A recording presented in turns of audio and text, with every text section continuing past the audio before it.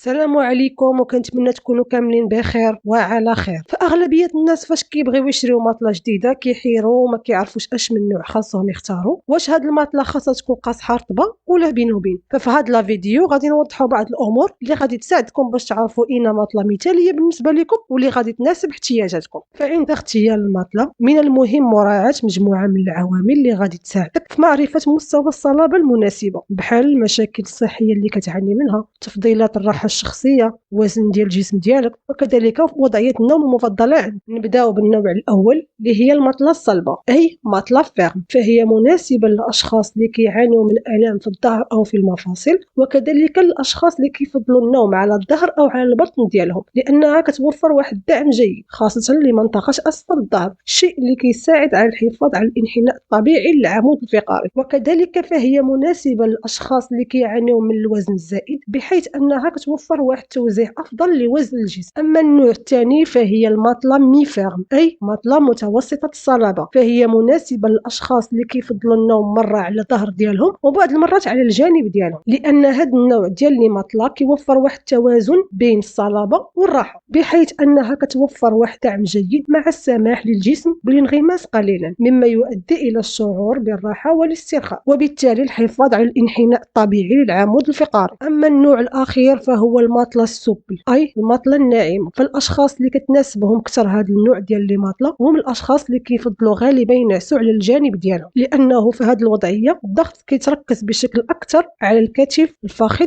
وعلى الوارك. فباختيار الماطله السوبل الشخص كيحس براحه اكثر، لانه كيقلل من الضغط الزائد على هذه المناطق، ولانها كتكيف بشكل احسن مع منحنى الجسم الطبيعي. فباختصار اختيار الماطله المناسبه كيعتمد على التوازن بين الراحه والدعم المناسب لكل شخص، مع مراعاه مجموعه من العوامل الشخصيه بحال وضعيه النوم المفضله والمشاكل الصحيه. ومن المهم انك تاخذ الوقت الكافي من اجل تجربه مختلف الخيارات المتاحه، من اجل العثور على افضل ماطله مناسبه بالنسبه لك.